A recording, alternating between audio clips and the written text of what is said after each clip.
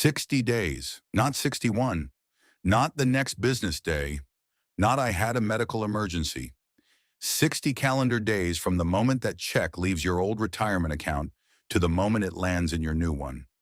Missed by even one day, and the IRS treats the entire withdrawal as a taxable distribution, plus a 10% early withdrawal penalty if you're under 59 and a half. In the next 10 minutes, I'll show you what the 60-day rule actually is. The one mistake that turns a clean rollover into a tax disaster. The 4 extremely narrow exceptions the IRS will grant. The one rollover per year cap nobody mentions, and the simple alternative that bypasses the rule entirely. There's a quiet moment when you change jobs or roll an old retirement account. The check arrives, made out to you. You think you have plenty of time to redeposit it. You're traveling. The new brokerage takes forever to open the account. 63 days later, you wire the money over. The brokerage accepts it. Everything looks fine. The next April, the 1999 R form arrives. The IRS says you took a fully taxable distribution. $47,000 added to your AGI. 10% penalty if you're under 59 and a half.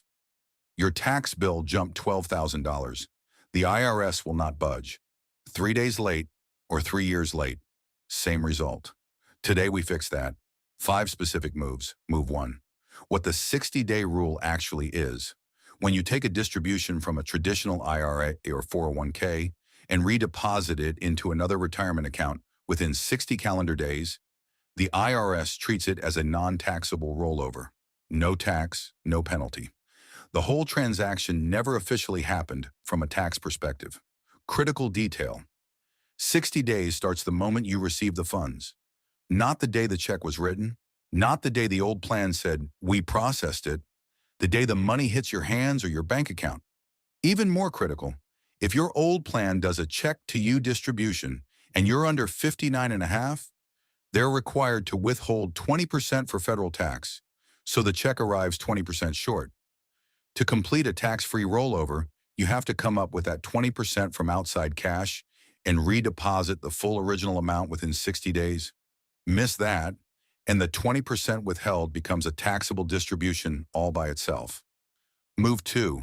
The one mistake that turns a rollover into a tax disaster. Most rollover failures happen for one of 3 reasons. Reason 1. The receiving institution drags their feet. You open the new IRA. You sent the check. The new brokerage holds it for compliance review. Day 61 arrives. The check still hasn't cleared. Reason 2. You spend some of it. The check looked like found money. A few hundred for the trip. Repair the roof, replace the furnace. The full amount never makes it back into the new account. Reason 3. The check went to the wrong type of account. You meant to deposit into a traditional IRA. The new institution opened a brokerage account by mistake. The transfer technically completed within 60 days, but into the wrong vehicle. The IRS still calls it a taxable distribution. Take a chap I sat with. Call him Frank. Retired from manufacturing at 58. Got a $30,000 401k distribution check made out to him personally. He deposited it into his regular checking account, planning to roll it into an IRA. 61 days later, the IRA was open and he transferred the money over. The IRS called the entire $30,000 a distribution. Tax bill, $7,200 in federal tax plus $3,000 in early withdrawal penalty. The new IRA balance, only $22,000. Total real cost of being 1 day late, $10,200. Move 3. The 4 narrow exceptions the IRS will grant. The IRS has a hardship waiver process for missed 60-day rollovers. Form 1413. Few people qualify. The 4 conditions the IRS will actually grant. Death or disability of the account holder. Postal error that you can prove. Bank error, for example, the receiving bank lost the check. Or financial institution error. Your old plan administrator gave you wrong instructions. What does not qualify? Family illness, travel issues, confusion about the rules, software glitches, misplaced paperwork, being out of town. The IRS denies these waivers more than 90% of the time. Even if you qualify, The waiver costs $10,000 in user fees and takes 9 to 18 months to process. Most people pay the original tax bill and move on. Move 4. The one rollover per year cap. Most retirees don't know this rule exists. The IRS limits you to one 60-day rollover from an IRA in any 12-month period, not per IRA, across all your IRAs combined.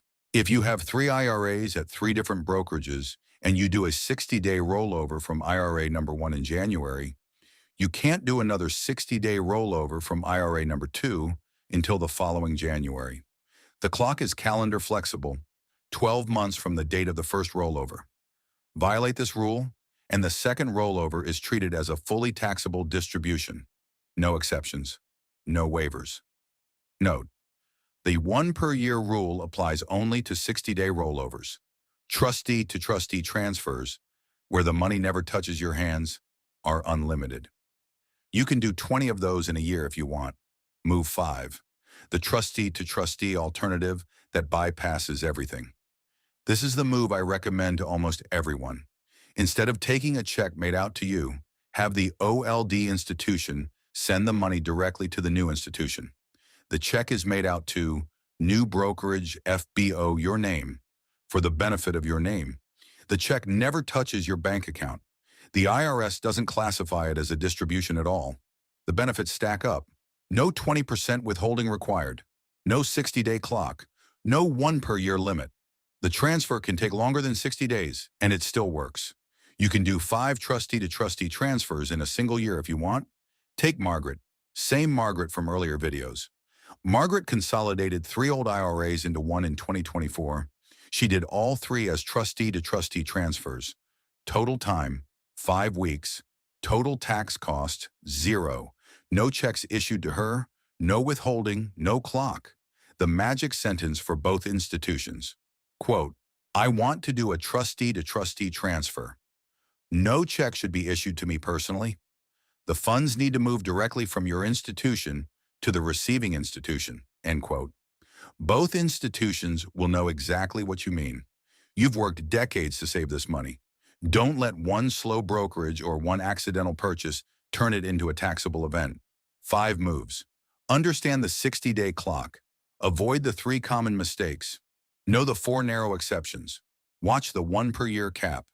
And just use trustee-to-trustee transfers for everything if you can. If even one of these saved you $1, hit subscribe. New videos every Tuesday and Friday. In the comments, tell me if you've ever done a 60-day rollover. Did it work out? I read everyone. I'll see you in the next one.